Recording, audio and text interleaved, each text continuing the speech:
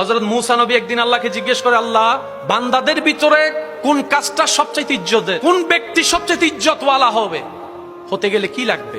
আল্লাহ তাআলা বললেন, আমার বান্দাদের ভিতরে আমি আল্লাহ তাকে সবচেয়ে বেশি ইজ্জত দান করি যে ক্ষমতা থাকার পরও প্রতিশোধ না নিয়ে আমি রবের জন্য ক্ষমা করে দেয়। যার গালি দেওয়ার ক্ষমতা থাকার পরও হজম করে ফেলে, দেয় না। মারার ক্ষমতা থাকার পরও মারে না, যা বাদ দিলাম, তুই আমার কাছে অপরাধ করেছিস একটা, আমার কাছে তোর অপরাধ একটা, আমি একটার জন্য যে রাগ দেখাচ্ছি, আমার হাজার অপরাধ তো আমার আল্লাহর কাছে জমা আছে, জানা আছে। আমি যদি তোকে মাফ করতে না পারি, আমি সব রবের কাছে মাফ চাইবো কোন মুখে? যা, আমি তোকে মাফ করে দিলাম, ভাই হিসেবে না, আমার রবের বান্দা হিসেবে মাফ করে দিলাম। রব বলে যে মাফ করা তো আমার শান, তুই কেন মাফ করলি? তখন বান্দা বলে যে আল্লাহ, আমি শুনেছি তুমি মাফকারীকে ভালোবাসো, ক্ষমা করলে ভালোবাসো, তোমার ভালোবাসা পাওয়ার জন্য, তোমার প্রিয় হওয়ার জন্য আমি মাফ করে দিলাম। রব বলে, যা, তুই তারে মাফ করেছিস, আমি তোরে মাফ করলাম। মাফ করা মানে মাফ পাওয়া, মেহমানদারি করা মানে নিজের রিজিকে বরকত আনা, অন্যের মুখে হাসি ফুটানো মানে নিজের জীবনে শান্তি আনা, অন্যকে রাস্তা করে দেওয়া মানে নিজের জীবনের জন্য রাস্তা 12টা খুলে যাওয়া। সেজন্য রবের জন্য যা করে, মান জাআ বিল হাসানাতি ফালাহু আশরু আমসালিহা, সর্বনিম্ন 10 গুণ বেশি পাওয়া হয়। আর রব্বুল আলামিন কখনো ওয়াদা ভঙ্গ করে। একজন সাহাবা, মহিলা সাহাবা হযরত জুনেরা রাদিয়াল্লাহু তাআলা আনহা, ওনাকে ইসলাম ধর্ম গ্রহণ করার অপরাধে বিভিন্নভাবে কষ্ট দিতে দিতে দিতে দিতে দিতে এক পর্যায়ে ওনার চোখের মধ্যে আঘাত করে। সেই আঘাতে হযরত জুনেরা রাদিয়াল্লাহু তাআলা আনহার চোখের আলো চলে যায়। এই খবর যখন ছড়ায়, আবু জেহেল এসে ওনাকে তানা মেরে বলে, এ জুনেরা, দেখেছস তুই আমাদের দেবদেবতা ছেড়ে দেওয়ার কারণে ওই দেবদেবতা তোর উপর নারাজ হয়েছে বলে তোর চোখের আলো চলে গিয়েছে, যার যেরকম বুঝ যা তার সেরকম কথা, এটাই তো বাস্তবতা। বলে যে এই দেবতা ছেড়ে দেওয়ার কারণে অভিশাপ লেগেছে, তোর চোখের আলো চলে গিয়েছে, এখন যদি তুই দেবতার দলে চলে আসিস তোর চোখের আলো চলে আসবে। হযরত জুনেরা রাদিয়াল্লাহু তাআলা বলে, আমি জীবনও আসবো না, প্রাণ গেলেও আসবো না, কারণ অনেক কষ্ট করে এই রাস্তার সন্ধান পেয়েছি, এই রাস্তার সন্ধান পেয়েছি। এটা এমন একটা রাস্তা যেখানে আগুনে পড়লেও শান্তি আছে, কাঁটা ফুটলেও শান্তি আছে, অপমানের মধ্যেও শান্তি আছে, অপবাদের মধ্যেও শান্তি আছে। আমি কি শান্তি পাচ্ছি সেটা তো আমি তোমাদেরকে বুঝাতে পারবো না, তোমরা তো দেখতেও পারবে না, কিন্তু তুমি দাবি করছো আমি আল্লাহকে মানার কারণে আমার চোখের জ্যোতি জ্বলে গিয়েছে। আর আমার আল্লাহ চাইলে বিনাইকে যার আলো নাই তাকেও আলো দিতে পারে। আরে শুধু তা নয়, নিষ্প্রাণ দেহে প্রাণের সঞ্চারণ সেকেন্ডের আগে আমার রব চাইলেই কুন ফায়াকুন বলে করতে পারে, সেই বিশ্বাস আমার আছে। সুবহানাল্লাহ। যখন এইরকম তর্ক বিতর্ক চলতে আছে, আবু জাহেল তার বাসা বক্তব্য দিতে আছে, জুনেরা রাদিয়াল্লাহু তাআলা আনহাকে অপমান করতে আছে, শেষ পর্যন্ত জুনেরা রাদিয়াল্লাহু তাআলা আনহা আল্লাহর দরবারে বললেন, আল্লাহ, তুমি যতদিন চেয়েছো চোখের আলো ছিল, তুমি চাওনে চোখের আলো চলে গিয়েছে, আমার কোনো আপত্তি নাই, আমি এটাতে রাজি আছি, কারণ আমার দেখাটাও তোমার হুকুম, আমার না দেখাটাও তোমার হুকুম। আর বান্দার কাজ হচ্ছে রবের হুকুমে সবসময় রাজি থাকা। আল্লাহ, আমি আমার জায়গা থেকে সন্তুষ্ট, কিন্তু এখানে আল্লাহ একটু ঘটনা ঘটেছে, ওদের দাবি দেবতা আমাকে অভিশাপ দিয়েছে, আজকে যদি আমি অন্ধই থাকি ওদের কথা সত্য হয়ে যাবে। আল্লাহ, ওরা তোমার শানের ব্যাপারে, ইজ্জতের ব্যাপারে প্রশ্ন তুলেছে। আল্লাহ, ওরা তোমার নবীকে মিথ্যা প্রমাণিত করতে চাচ্ছে আমার চোখের আলো চলে যাওয়ার কারণে। আল্লাহ, আমি জুনেরার জন্য আলো চাই না, তোমার ইজ্জতের খাতিরে, তোমার হাবিবের ইজ্জতের খাতিরে আমার চোখের আলো ফেরত দাও, আমার চোখের আলো আমাকে দাও, আমার চোখের আলো আমাকে দাও, আমি যেন জগৎকে দেখাইতে পারি রবের প্রেমিক কখনো অন্ধ হয় না, অন্ধ হয় না, নবীর প্রেমিক কখনো লসে থাকে না, লসে থাকে না। আল্লাহ, তুমি দয়া করো। কান্না করতে করতে ঘুমাই গেলেন, চোখ খুলে দেখে জুনেরা রাদিয়াল্লাহু তাআলা আনহা আবার আগের মতো শুনে সব দেখতে পাচ্ছি। আমরা এমন একজন রবকে মানি যার ভান্ডারে কমতি বলে কোনো শব্দ নাই, আবার যিনি দিতে কিপটামিও করে না, যিনি দিলে ভান্ডারে কমেও না, এরকম একজন রব কি আমাদের আছে? আর একটু জোরে বলেন, আছে? যদি যোগ্যতার হিসাবে বিবেচনা করি, দুনিয়ার যে সিস্টেম, দুনিয়ার নিয়ম হচ্ছে আপনি দিবেন যতটুকু, মালও পাবেন তত। একটু জোরে বলি, আপনি যদি 5,000 টাকা দেন, আপনি কখনো স্বর্ণ আশা করতে পারবেন না, কিন্তু আপনি 5,000 টাকা দিলে সিটি গোল্ড পাবেন, যেটা স্বর্ণের মতো দেখতে হবে কিন্তু স্বর্ণ হবে না।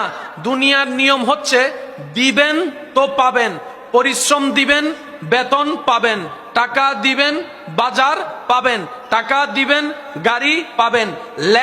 লেনদেনের যে সিস্টেমটা দুনিয়াতে বলবৎ আছে, ইমানদার ভাইয়ারা ইমানে আওয়াজে বলেন, আল্লাহ যদি নিজের যা দেওয়া আমাদেরকে দিয়েছেন এই পর্যন্ত, একটা নিঃশ্বাসের যদি আল্লাহ বেতন রাখতেন, আপনার আমার কারো পক্ষে সেই বেতন দেওয়া, সেই টাকা দেওয়া সম্ভব হতো? আল্লাহ যদি বলতেন 10 ওয়াক্ত নামাজ বুঝাই দিলে একটা নিঃশ্বাস নেওয়ার সুযোগ দিব, আপনার আমার অস্তিত্ব থাকতো না। রব্বুল আলামিন যদি বলতেন তুমি 50 ওয়াক্ত নামাজ আমাকে বুঝাই দিলে আমি ফজরের নাস্তা দিব, আপনার আমার অস্তিত্ব থাকতো না। কি আমাদের সৌভাগ্য, কি আমাদের কপাল, এমন একজন মহান রবের, শানওয়ালা রবের বান্দার খাতায় আপনার আমার নাম লেখা, যার দয়ার কোনো সীমানা নাই, যার করুণার কোনো কমতি নাই। তিনি এমন দয়াবান, নামাজ না পড়লো ঘুম থেকে ওঠার আগে নাস্তার ব্যবস্থা করে দেন। দয়ার কোনো কমতি। রব্বুল আলামিন আমাদের থেকে নেন তারপরও দেন, বিষয়টা তা না, কিন্তু তিনি খুশি হন আমার বান্দায় যদি নিজে থেকে আমাকে দেয়।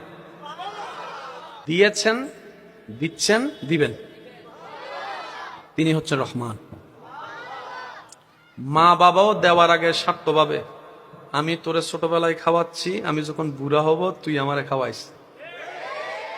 শুনতে খারাপ লাগলো, এটাই বাস্তব।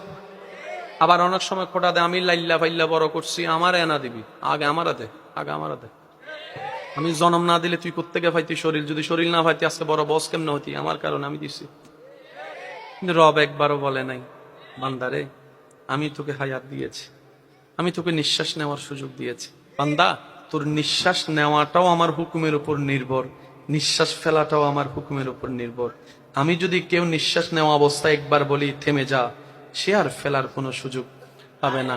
আমি আল্লাহ, তুই যোগ্যতা যতটুক নাই তোর, তার চাইতে আমি তোকে বেশি দান করেছি। বান্দা দুনিয়াতে একটা চোখ কিনতে যা, তোর জায়গা সম্পত্তি সব বিক্রি করে ফেলতে হবে, তারপরও বরাবর চোখ তুই পাবি না, কিন্তু আমি রবকে দেখ ফিরি ফিরি 2টা চোখ তোকে দান করে দিয়েছি। বান্দা তোর লক্ষ কোটি টাকা থাকার পরও তুই অনেক সময় কিডনি পাবি না, কিডনি তোরে কেউ দিবে না, ঠেকায় পড়লে অনেককে পাবি কিন্তু বরাবর কিডনি হবে না। আমি রব ফ্রি ফ্রি কিডনির ব্যবস্থা করেছি, ডায়ালিসিসের ব্যবস্থা করেছি, হার্টের ব্যবস্থা করেছি।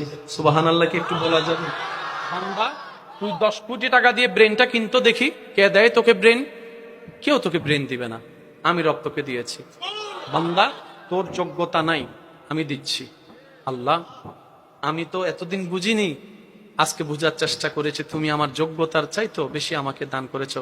আল্লাহ আমারও তো কিছু তোমাকে দিতে ইচ্ছে করে, আল্লাহ আমি কি করব, আমি কি দিব, আমি কি দিব?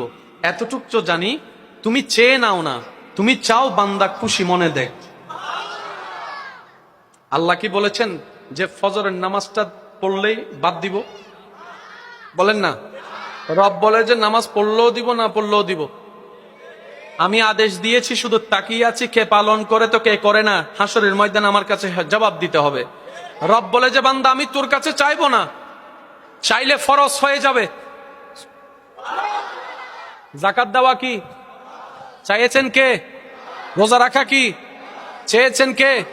নামাজ পড়া কি চেয়েছেন কে?